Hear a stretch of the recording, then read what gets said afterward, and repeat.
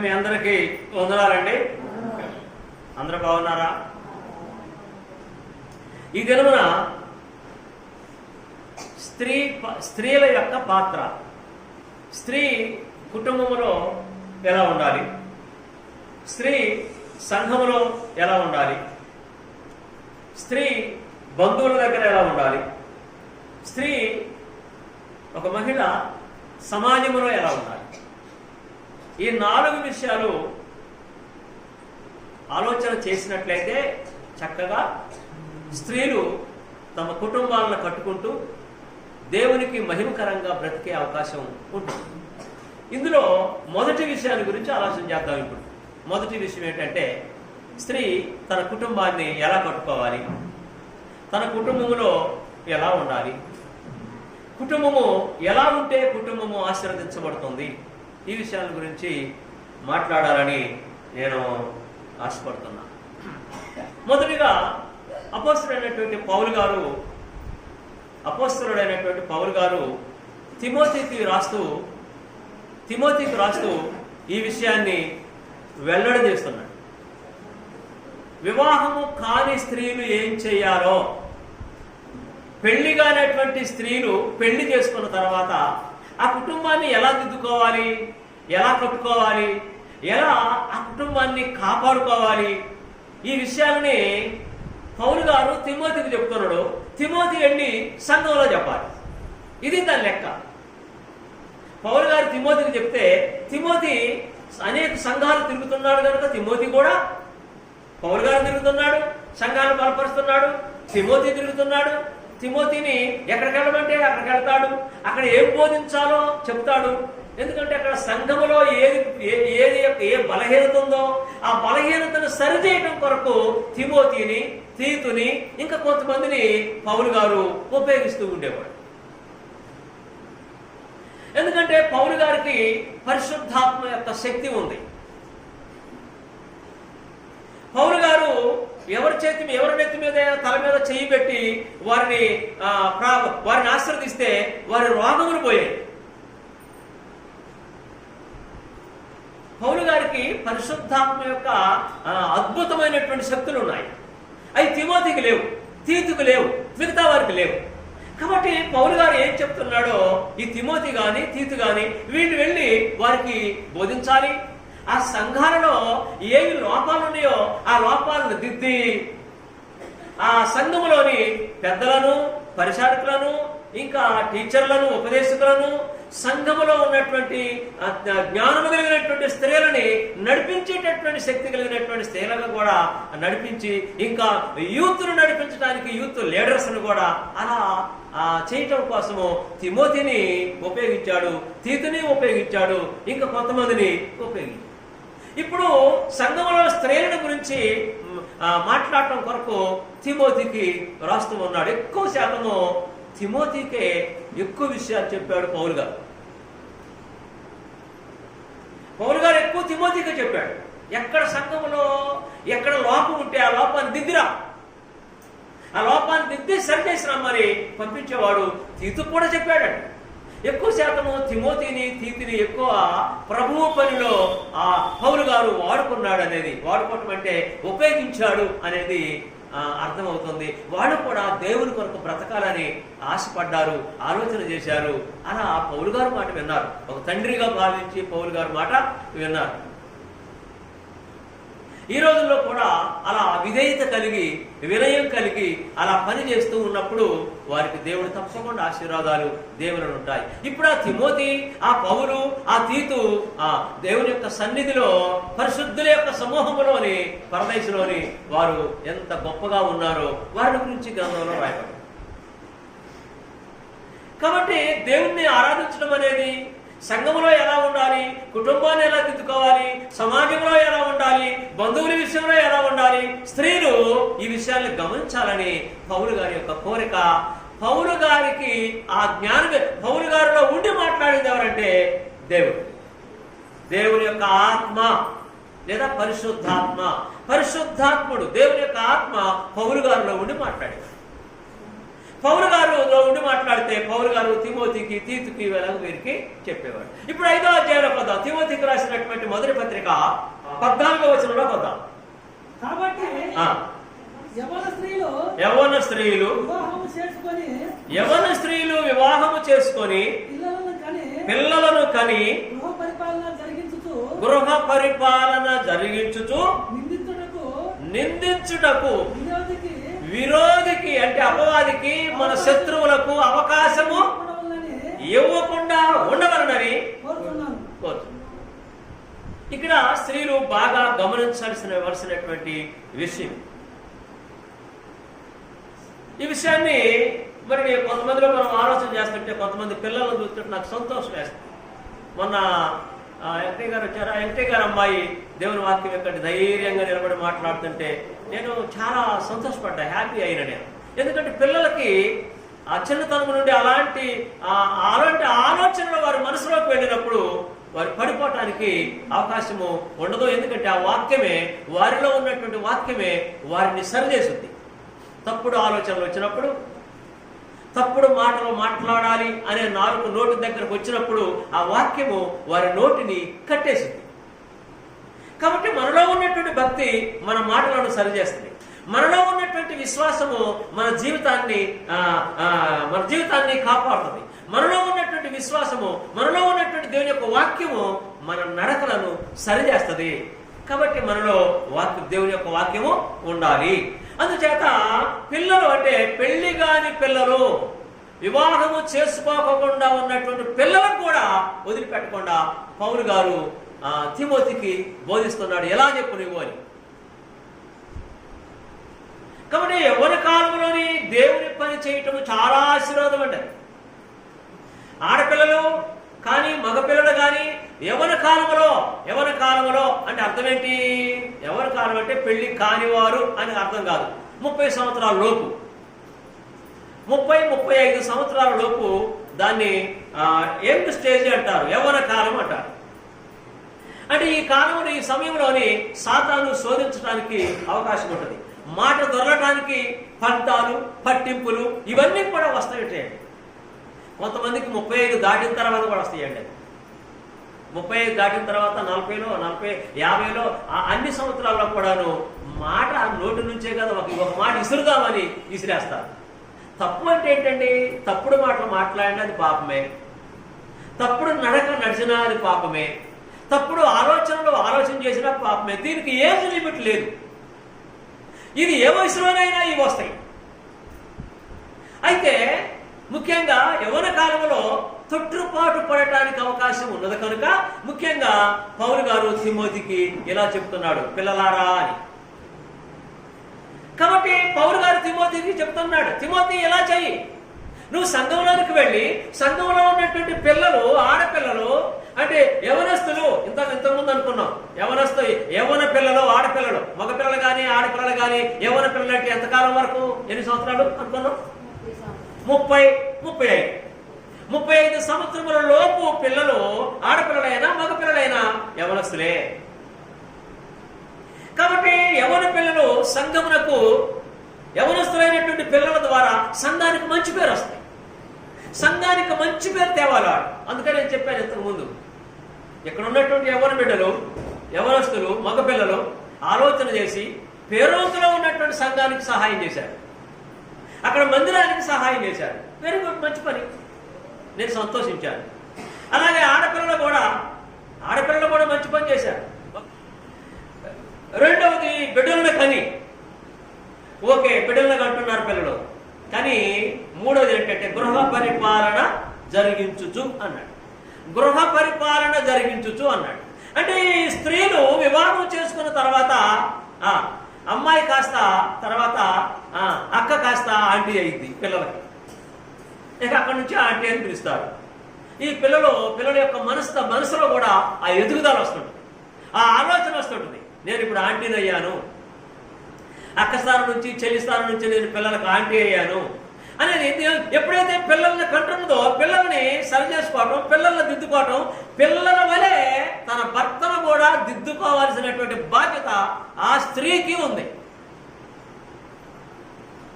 అందుకని ఇక్కడ ఏమంటాడంటే గృహ పరిపాలన అంటున్నాడు. గృహ పరిపాలన అంటే పిల్లలను దిద్దుకోవాలి, భర్తను దిద్దుకోవాలి. అంటే బాధ్యత ఎంత పెరిగింది? ఇంతకు ముందు అమ్మ చాటును బిడ్డ, నాన్న చాటును బిడ్డ. అమ్మ చెప్తే వింటుంది, అయ్య చెప్తే వింటుంది. ఇప్పుడు బాధ్యత ఎంత పెరిగిందంటే తన పిల్లలకి చెప్పాలి, పిల్లల్ని చూసుకోవాలి, భర్తను చూసుకోవాలి. బరువైనటువంటి బాధ్యత. చాలా జ్ఞానం కావాలి. మన కుటుంబాన్ని ఎలా నడిపించుకోవాలో దేవుడు తెలియజేస్తాడు. అందుకని ఇక్కడ పౌలు గారు తిమోతికి చెప్తూ ఉన్నాడు, తిమోతి, సంఘంలోకి వెళ్ళి సంఘంలో ఉన్నటువంటి స్త్రీలని, యవ్వన స్త్రీలు ఎలా ఉండాలి, వారు వివాహం చేసుకొని పిల్లలను కని, మూడవది గృహాన్ని పరిపాలన చేసుకోవాలి, కుటుంబాన్ని పరిపాలన చేసుకోవాలి. ఎలా పరిపాలన చేసుకోవాలి? పిల్లల్ని ఎలా దిద్దుకోవాలి? వాడు పొద్దున్న లేచిన దగ్గర నుంచి వాడు శుభ్రం చేసి అది గడిగి ఇది గడిగి మంచి బట్టలు ఎక్కడ ఉండే చూసి మంచి బట్టలు వేసి ఉతికిన బట్టలు వేసి పిల్లల్ని ఎంతో కొంతమంది వాళ్ళకి పెట్టి వాళ్ళకి టిఫిన్లు కట్టి ఎన్ని కట్టి ఇవన్నీ అర్థం కావాలి. వాళ్ళు ఎంత శ్రమ పడతారో ఎంత కష్టపడతారో అది వాళ్ళకే తెలుసు. అయినా సరే వాళ్ళు సంతోషంతో ఆనందంతో వాళ్ళ పని వాళ్ళు చేస్తూనే ఉంటారు. ఒకసారి గమనించండి, ఆలోచన చేయండి వాళ్ళ పనిని. మగవారు ఆలోచన చేయండి, ఎంత పని చేస్తే ఎంత కష్టమో ఎంత శ్రమో. కొంతమంది మగవాళ్ళు అర్థం చేసుకోలేరు, కొంతమంది అర్థం చేసుకోలేరు. స్త్రీ కుటుంబంలో ఎంత కష్టపడుతుందో, నేనేదో వాళ్ళ మెప్పు కోసం చెప్పట్లేదు, వాళ్ళ దగ్గర నుంచి నన్ను పొగడాలని చెప్పట్లేదు. నేను స్త్రీ కుటుంబంలో చిన్నతనం నుంచి కాదు, తన బిడ్డలను పెళ్లి చేసుకున్న దగ్గర నుంచి భర్తను ఎలా దిద్దుకోవాలనో, పిల్లల్ని ఎలా దిద్దుకోవాలనో వాళ్ళకి అన్నీ చూసి వాళ్ళ బడికి పంపించి మళ్ళీ ఈయన కూడా ఒకవేళ ఉద్యోగస్తులు అయితే ఈయన క్యారేజ్ కట్టి, ఈయనకి టిఫిన్ కట్టి, పిల్లలకేమి ఏది రుచికరమో అది వండాలి. ఈ సారు ఉండే కదా, ఆ సారుకి ఏది రుచికరమో ఇది వండాలి, ఇది చేయాలి. ఇంట్లో ఏముంటుందో ఏమి లేదో లేకపోయినా సరే ఉన్నదాంట్లోనే. ఇవన్నీ కూడాను స్త్రీకి అది భారమైనా అది బరువైనా సంతోషంతో హ్యాపీగా చేస్తాం. ఇది పురుషులు గమనించాల్సినటువంటి అవసరం ఉంది. కనుక పౌలు గారు ఇక్కడ తిమోతికి ఇదే విషయం చెప్తున్నాడు. ఏం చెప్తున్నాడు? పిల్లలను కానీ ఏమన్నాడు? గృహ పరిపాలన జరిగించాలి అన్నాడు. అంటే కుటుంబాన్ని జరిగించాలి, కుటుంబాన్ని పరిపాలించాలి. అంటే అర్థం ఏంటంటే నీ భర్త మీద అధికారము చెలాయించు అని కాదు. ఇక్కడ 2 పాయింట్లు ఉన్నాయి. గృహ పరిపాలన అంటే భర్త మీద అధికారము చేయటం కాదు. ఇక్కడ ఎఫ్సీ పత్రిక 5వ అధ్యాయంలోకి వస్తే ఇక్కడ కూడా పౌలు గారి ద్వారా దేవుడు మాట్లాడుతున్నాడు. ఇక్కడ ఏమన్నాడు? 22వ వచనం,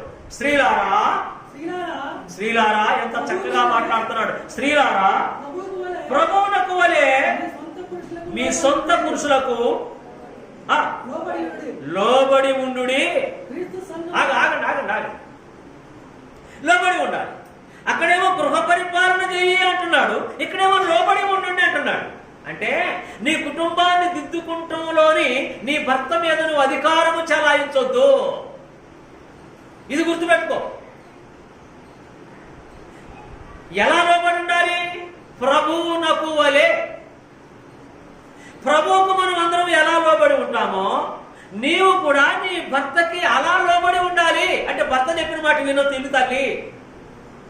భర్త ప్రార్థనకి వెళ్ళొద్దు అంటాడు. ఏం చేయాలి అయ్యగారు? నువ్వు మంచిదే బాగానే చెప్తున్నావు, నా భర్త నన్ను ప్రార్థనకి వెళ్ళొద్దు అంటున్నాడు. మరి భర్త మాట ఏమంటున్నారుగా మీరు? మరి వెళ్ళాలా వద్దా, రావాలా వద్దా? అయ్యగారి దగ్గర సమాధానం ఉందా లేదా? ఉంది. దేవుని వాక్యం ఉంది, అయ్యగారి దగ్గర లేకపోవచ్చు, దేవుడి దగ్గర ఉంది. కొరింథీ పత్రిక 7వ అధ్యాయం అంటాడు, ఓ స్త్రీ నీ భర్తను ఎలా రక్షించుకోవాలో నువ్వు ఆలోచన చేయంటాడు. రక్షించుకో అంటాడు. ఎలా రక్షించుకోవాలి? విశ్వాసము కలిగినటువంటి భార్య విశ్వాసము లేనటువంటి భర్తను తన మంచి మాటలతో దేవుని వాక్యము బోధించి, దేవుని మాటలు బోధించి నీ భర్తను నువ్వు రక్షించుకో అంటున్నాడు. సమాధానం ఉందా లేదా? ఉంది. కాబట్టి ఇక్కడ ఎఫెసీ పత్రిక 5:22 స్త్రీలారా ప్రభువునకు వలె మీ సొంత పురుషులకు లోబడి ఉండుడి. ఇంకేమంటాడంటే క్రీస్తు సంఘమునకు శిరసయ్యున్నాడు. యేసు ప్రభువు సంఘానికి శిరసయ్యులాగున పురుషుడు తన భార్యకు శిరసై ఉన్నాడు. శిరస్సు అంటే శిరస్సు చెప్పినట్టు ఈ హెడ్ చెప్పినట్టు అన్ని భాగాలు వినాలి. ఎందుకంటే బాడీ అరికాల నుంచి నడినెత్తి వరకు ఉన్నటువంటి ఈ నరాలన్నీ కూడాను, ఈ అరికాల నుంచి ఉన్నటువంటి ఈ నరాలన్నీ కూడాను దీనిలోని మిళితమై ఉంటాయి, సెట్ అయి ఉంటాయి. ఈ బుర్రలో, ఈ మెదడులో, ఈ మెదడు నుంచి అన్ని ప్రాంతాలకి ఈ నరాలు వెళ్ళిపోతుంటాయి. అన్నిటి నుంచి రక్త ప్రసరణ జరుగుతూ ఉంది. కాబట్టి ఇది ఏదైతే ఆజ్ఞాపించినప్పుడు ఈ పనులన్నీ ఇవి చేస్తూ ఉంటాయి. మెదడులో ఒక పార్ట్ దెబ్బతింటే, ఎడవ ప్రక్కన పార్ట్ దెబ్బతింటే కుడి చెయ్యి పడిపోద్ది, కుడి కాలు పడిపోద్ది. కారణం ఏంటంటే అక్కడ దెబ్బతిన్నది. దాన్నే పక్షవాతం అంటారు, పెరాలసిస్ అంటారు ఇంగ్లీష్లో. కాబట్టి నాడీ కేంద్రం ఎక్కడి నుంచి బయలుదేరి అన్నిటికీ కూడా రక్తాన్ని సరఫరా చేస్తుంది, ఆరోగ్యాన్ని సరఫరా చేస్తుంది, ఏం చేయాలో ఏం చేయకూడదు ఇవన్నీ కూడా. ఆఖరికి నోరు మాట్లాడుతుంది అంటే ఇక్కడ ఆజ్ఞిస్తేనే నోరు మాట్లాడుతుంది. అందుకని ఏమంటాడంటే స్త్రీకి కూడా ఈ యొక్క శరీరానికి శిరస్సు ఎలా అవసరమో, శిరస్సు చెప్పినట్టు శరీరం యొక్క భాగాలు ఎలా ఉంటున్నాయో క్రీస్తు యేసు ప్రభు చెప్పినట్టు సంఘం వినాలి, అలాగే భర్త చెప్పినట్టు భార్య వినాలి అన్నాడు. అంటే భార్యకు భర్త శిరసై ఉన్నాడు. అందుకనే ఒక స్త్రీ మాట్లాడవచ్చు, అయ్యా నా భర్త వద్దు అంటున్నాడు, నా భర్త మాట వినాలంటున్నారు కదా, నా భర్త వద్దు అంటున్నాడు, ఏం చేయాలి? అది మంచి పని అయితే నీ భర్తను ఒప్పించుకొని మెప్పించుకొని ఆ మంచి పనిలోనికి నీ భర్తను కూడా ఇన్వాల్వ్ చేయాలి.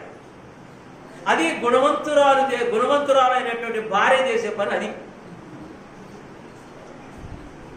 కనుక నేడు పురుషులు చాలా మంది తగ్గిపోతున్నారు. అంటే దానిలో నేను తిట్టట్లేదు కానీ స్త్రీలని వారి పాత్ర కూడా ఉంది, వారి పాత్ర ఉంది. ఎలా ఉంది? అదేంటంటే వాళ్ళు తప్పిపోవటానికి, వాళ్ళు తప్పు చేయటానికి, వాళ్ళు వాళ్ళ మార్గంలో వాళ్ళు పోతుంటే మా పాత్ర ఏముంది అని అంటారు. మా పాత్ర ఏముంది అంటారు.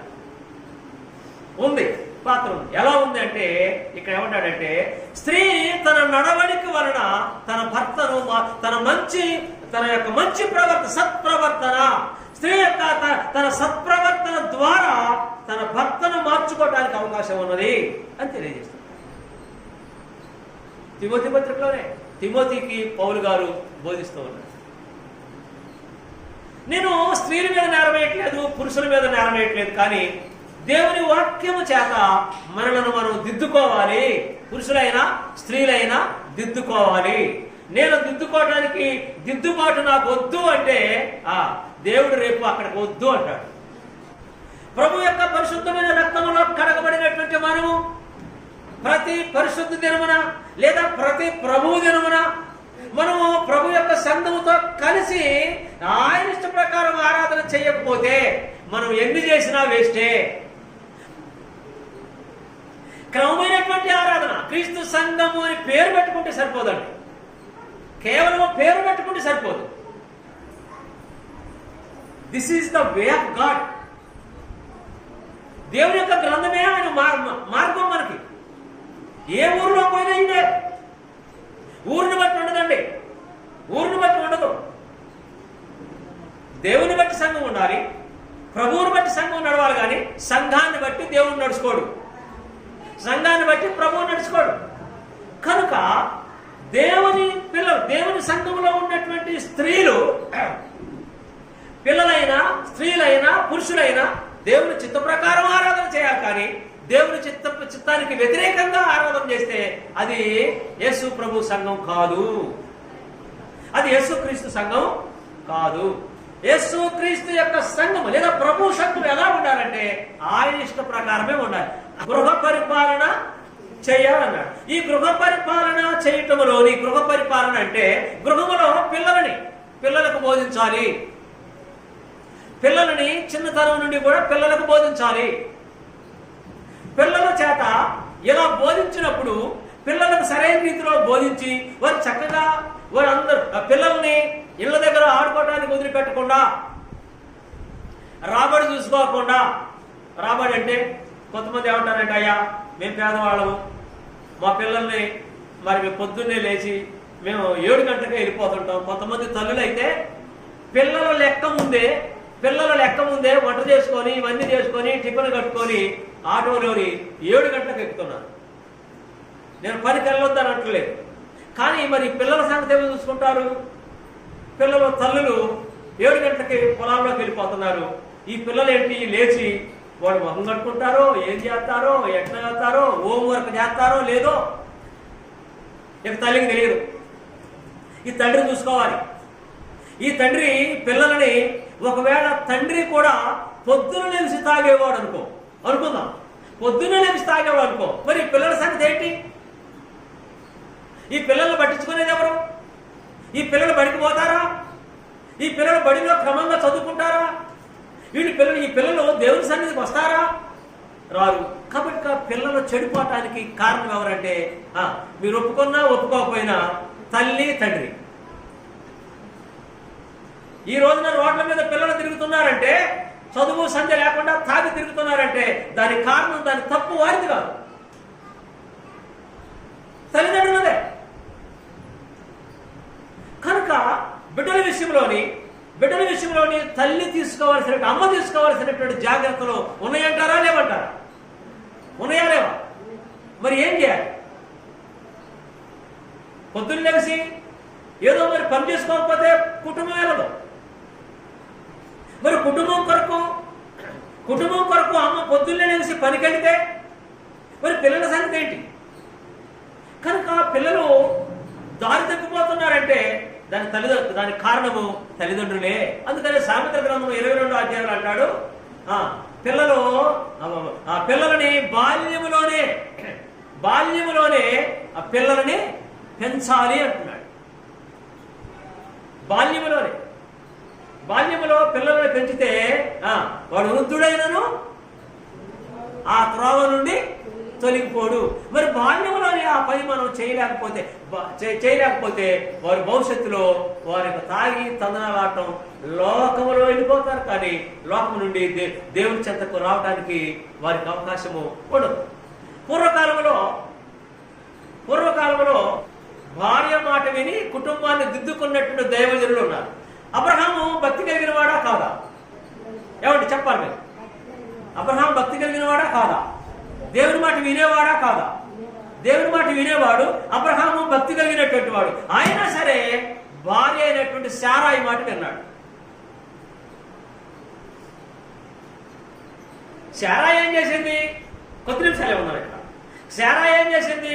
బిడ్డలు కావాలని బిడ్డల మీద ప్రేమతోని ఆగర్ను తీసుకొచ్చి అబ్రహాముకి భార్యగా చేసింది. భార్యగా చేసిన తర్వాత ఆగర్కి ఒక పిల్లవాడు పుట్టాడు. ఆ పేరేంటి? ఇస్మాయిల్. ఓకేనా? రైట్. ఇస్మాయిల్ పెరిగి పెద్దవాడయ్యాడు. ఆడికి 13 సంవత్సరాలు వచ్చిన తర్వాత అప్పుడు శారమ్మ గర్భవతి కుమారుని గడు. ఎంత విచిత్రంగా ఉందో చూడండి. అయితే శారాయికి పుట్టింది ఎవరు? ఇప్పుడు ఇస్సాకు పుట్టాడు. ఇస్సాకు పుట్టిన తర్వాత ఈడు చిన్నవాడు, ఇస్సాకు చిన్నవాడు, ఇస్మాయిల్ పెద్దవాడు. అయితే పెద్దవాడు చిన్నవాడిని ఎప్పుడో ఆట పట్టించాడట.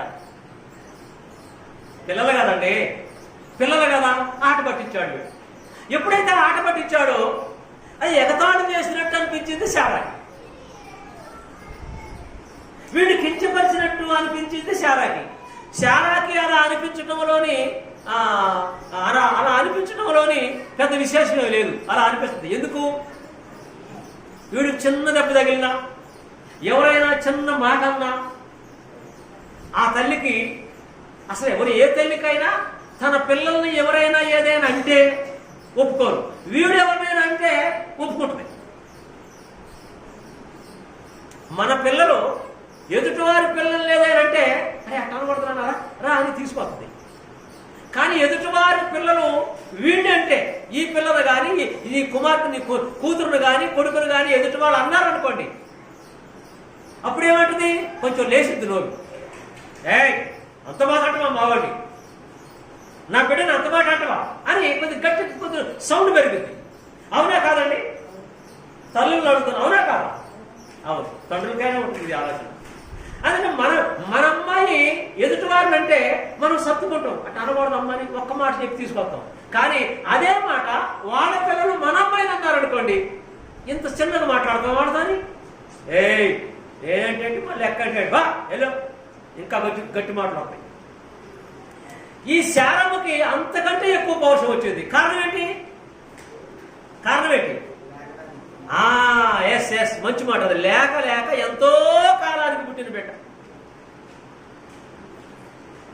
ఎంతో కాలానికి పుట్టిన బిడ్డ కదా.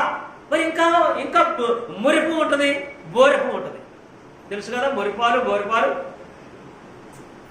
కనుక ఈ సమయంలోని వాడు 13 సంవత్సరాల వయసు పిల్లవాడు పెద్దోడు, వాడు ఏమన్నాడో ఏం చేశాడో శారమ్మకి కోపం వచ్చేసింది. శారమ్మ కోపం వచ్చేసి వెంటనే ఏమన్నదో తెలుసా? ఆదికాండం 21వ అధ్యాయంలోకి వద్దాం. మీరు తొమ్మిది చదవండి. ఇప్పుడు స్త్రీలు చదవండి, ఎందుకంటే ఇది లేడీస్కి సంబంధించింది కాబట్టి ఏమనుకోవద్దు, పురుషులు ఏమనుకోవద్దు. ఇప్పుడు వీళ్ళ బదిలీ పెడదాం. చదవండి ఇప్పుడు మీరు 9వ వచనం. అప్పుడు అబ్రహామునకు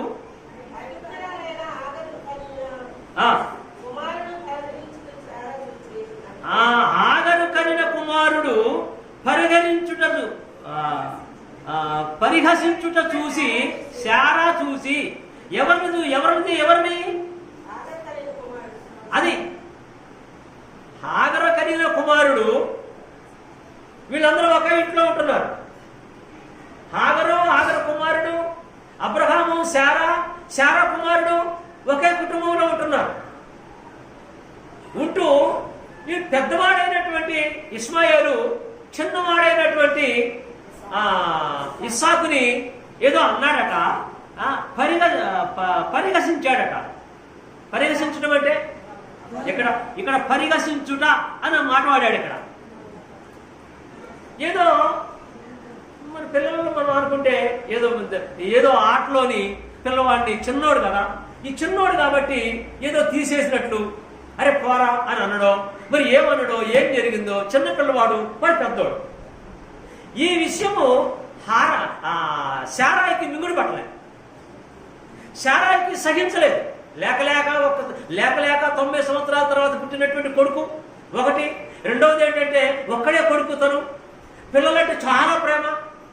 కనుక ఈమె కోపం ఆపట్టుకోలేక ఏమన్నా చూడండి, తన కుమారుడు పరిహసించుడు చాలా చూసి ఈ దాసిని దీని కుమారుని, అబ్బా కోపం ఎక్కడికి వచ్చింది? దీని కుమారుణ్ణి వెళ్ళగొట్టు అంటే శారా కోపం వచ్చిందా లేదా? ఏమన్నా వచ్చిందా? వెనకున్న వాళ్ళు వింటున్నారా? శారా కోపం వచ్చిందా? వచ్చింది. దీని కుమారుణ్ణి ఫస్ట్ గెట్ అవుట్, వెళ్ళిపోమని బయటికి. అప్పుడు అబ్రహాము దేవుడితో మాట్లాడాడు.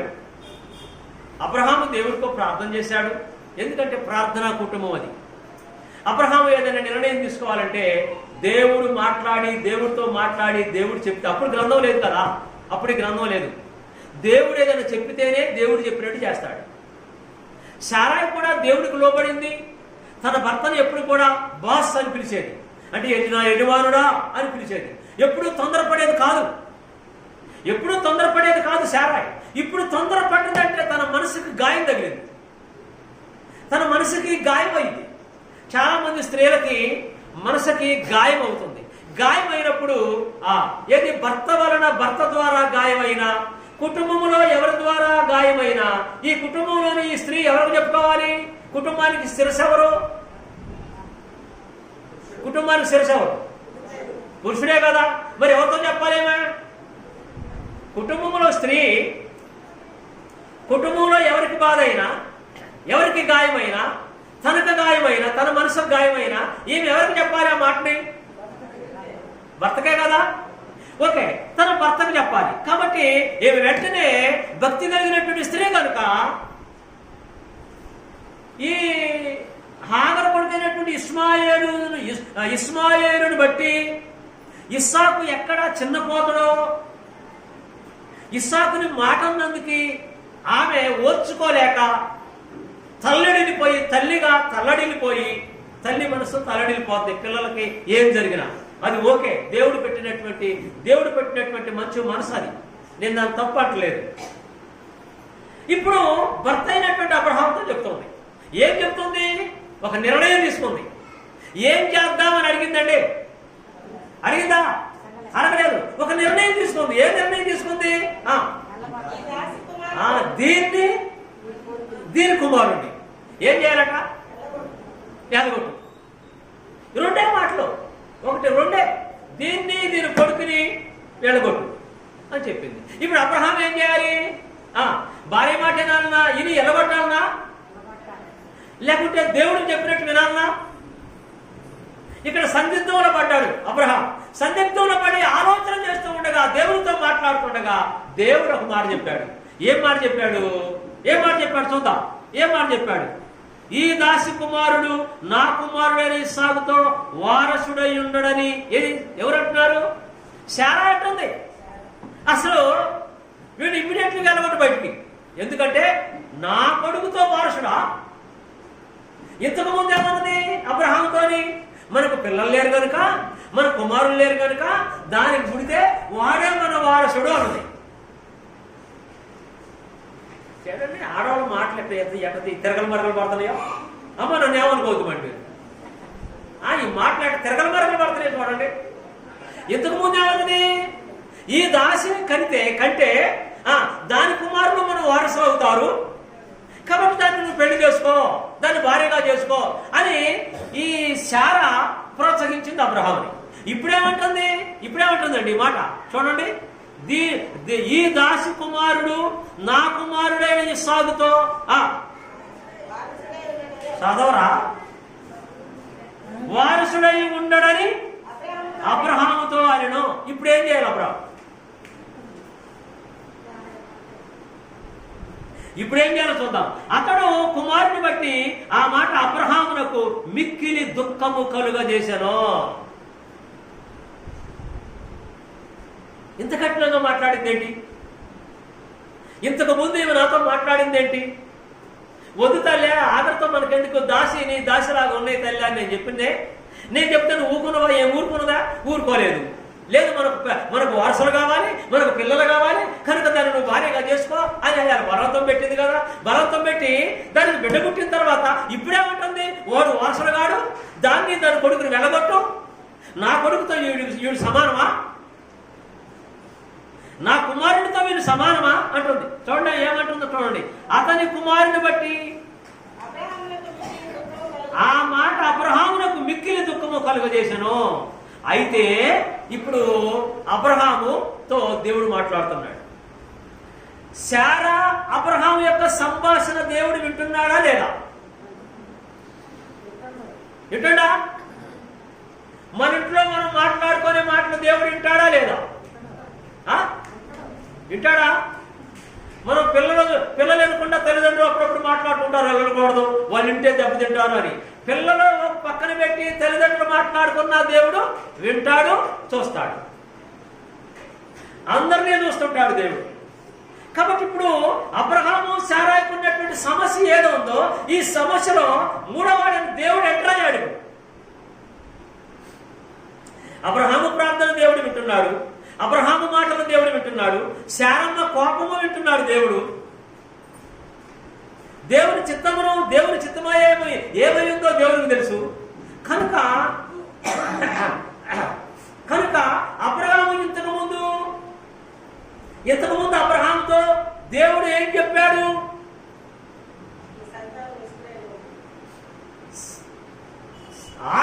శారా హాగర్ని అబ్రహాముకు భార్యగా చేయక ముందు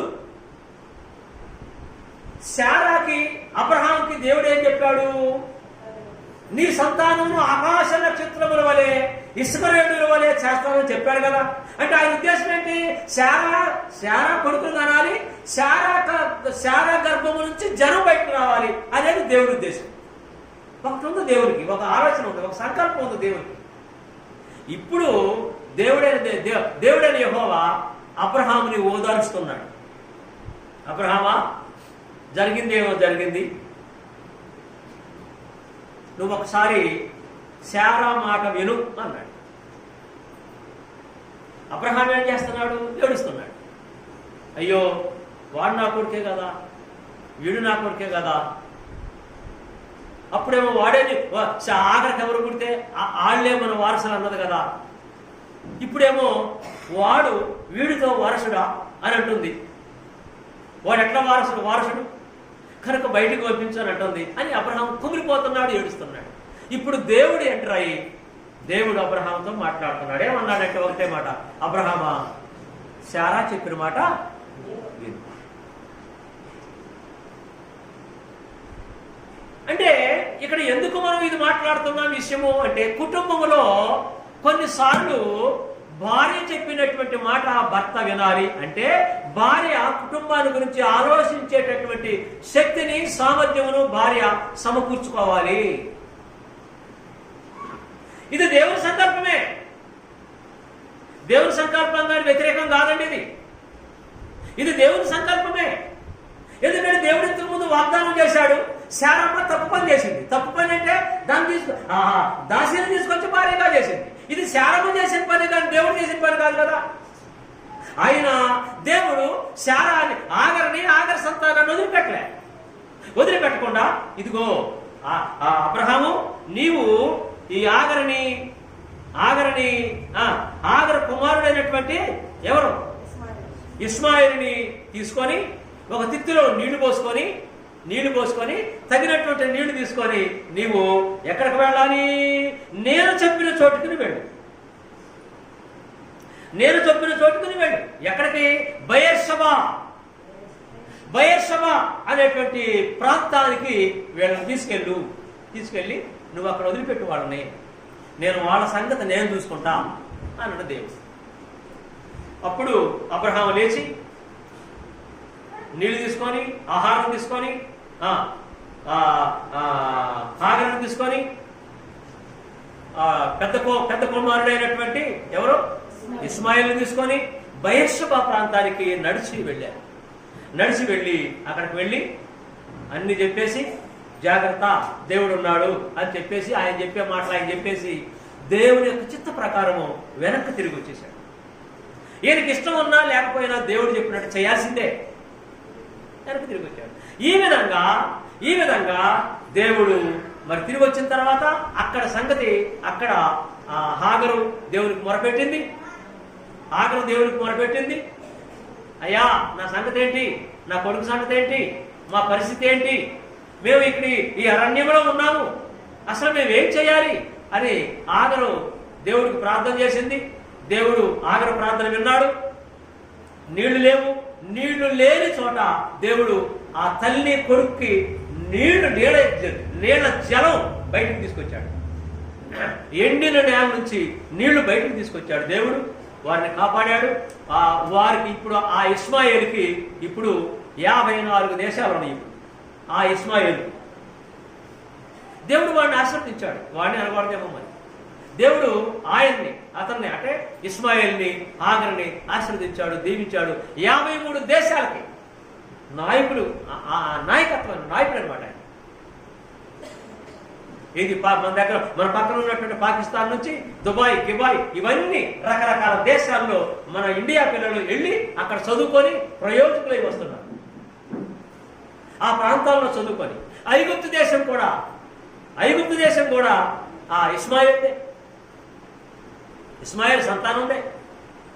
అయితే ఇక్కడ మనం చూడాల్సినటువంటి పాయింట్ ఏంటంటే, శారా చెప్పినట్లు ఏ విధంగా దేవుని యొక్క చిత్తం ఏదైతున్నదో దేవుని యొక్క చిత్తాన్ని నెరవేర్చే విధంగా శారా ప్లాన్ చేసి అబ్రహాము చెప్పినప్పుడు అబ్రహాముకు దుఃఖము కలిగినప్పటికీ శారా మాట విన్నాడు అబ్రహాం. అంటే కుటుంబములో దేవుని యొక్క సంకల్పమును ఎరిగి దేవుని పిల్లలు స్త్రీలు ప్రార్థనా పూర్వకంగా ఏదైనా సలహా ఇచ్చినప్పుడు ఆ సలహాని భర్తలు పాటించాల్సిందే. భర్తలు దయచేసి కోపం తెచ్చుకోవద్దు. నేను దేవుని వాక్యం చెప్తున్నా. మనమందరం అంటే భర్తలుగా ఉన్నటువంటి వారి పురుషులందరూ కూడాను భార్యల మాటలు దేవుని యొక్క చిత్తము ఎరిగి దేవుని చిత్త ప్రకారము ఆ మాట ఉంటే దేవుణ్ణి అడిగి ప్రార్థన చేసి, ఆనాడు బైబిల్ గ్రంథం లేదు కాబట్టి దేవుడు చెప్పాడు అబ్రహాంకి, నువ్వు వెళ్ళు నీ భార్యని నీ భార్య అయినటువంటి ఎవరో ఆగర్ కుమారుణ్ణి బయర్షబాలో వదిలిపెట్టురన్నమాట, నేను చూసుకుంటా అన్నాడు. ఇస్మాయిల్ సంతానం నుంచి రాజులు వచ్చాడు. ఇంకొక విషయం తెలుసా, మన భారతదేశాన్ని కూడా ఇస్మాయిల్ సంతానం పరిపాలన చేసింది. అక్బరు, బాబరు, షాజహాన్ వీళ్ళందరూ ఎవరండి? వాళ్ళే కదా ముస్లిం రాజులు మన భారతదేశాన్ని పరిపాలన చేశారు. దేవుడు వదిలిపెట్టలేదండి. దేవుడు వదిలిపెట్టాడు, నెవర్ వదిలిపెట్టాడు. కనుక ఇక్కడ శారా చెప్పినటువంటి సలహా ఏదో ఉందో ఆ సలహా మంచిదే, కానీ అబ్రహాముకు దుఃఖం కలిగించింది. ఆ అబ్రహాముకు దుఃఖపడుతున్నప్పుడు దేవుడు అబ్రహాంతో మాట్లాడాడు. అబ్రహామా, నువ్వు దుఃఖపడొద్దు, నేను చెప్తాను, నేను చెప్పినట్టు చెయ్యి. ఏంటంటే శారా ఏం చెప్పిందో ముందు నువ్వు ఆ పని చెయ్యి. కాబట్టి యవన స్త్రీలు వివాహం చేసుకొని తర్వాత తిమోతి పత్రిక 5వ అధ్యాయము 14వ వచనం బాగా స్త్రీలకి నేను మనవి చేస్తున్నా. స్త్రీలు ప్రతిరోజు ప్రొద్దునే లేచి ఇది చదవండి. ఏది? తిమోతి పత్రిక 5వ అధ్యాయము 14వ వచనం. 14వ వచనం కాదండి, 12 నుంచి చదవండి. 12వ వచనం దగ్గర నుంచి చదవండి. ఒక 14వ వచనమే కాదు, 12వ వచనం దగ్గర నుంచి చదవండి. మీరు మీ కుటుంబాలను ఎలా దిద్దుకోవాలనో, మీరు మీ కుటుంబాన్ని ఎలా పరిపాలన చేసుకోవాలనో, మీరు ఏం చేయాలో దేవుడు మీకు అక్కడ రాసి పెట్టాడు. ఇలా చేస్తే ఒక మాట చెప్పుకొని ముగించుకుందాం. ఇలా చేస్తేనట పిల్లలు తన తల్లిని ఎలా పొగుడుతారట? సామెతల గ్రంథం 31వ అధ్యాయం. సామెతల గ్రంథం 31లోకి వద్దాం ఒకసారి. సామెతలు 31లోకి వద్దాం. తీస్తారా? 28. ఆమె కుమారులు లేచి ఆమెను ధన్యురాలు అందురు.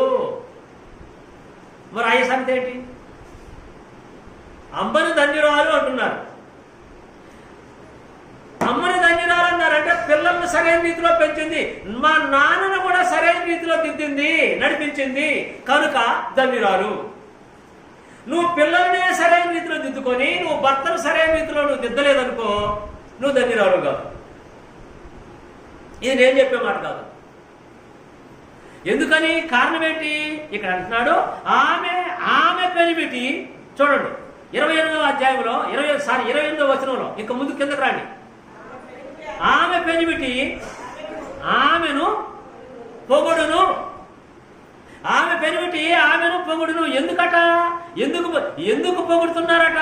ఎందుకంటే ఈయన ఎవరు?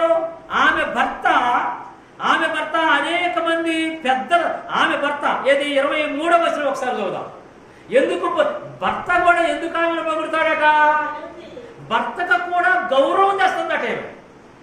ఆమె పెనిమిటి దేశపు పెద్దలతో కూడా కూర్చుండును. ఆ దేశంలో ఉన్నటువంటి పెద్దలందరితో కూర్చుంటాడట. అంటే ఆ పెద్దలలో ఆయనకు విలువ ఉంటుంది. ఎందుకు?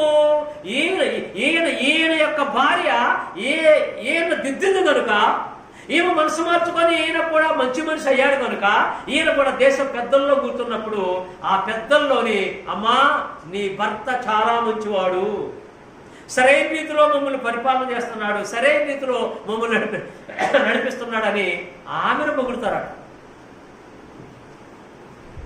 కుటుంబంలో స్త్రీ చేయాల్సినటువంటి పనులు ఇంకా ఉన్నాయండి.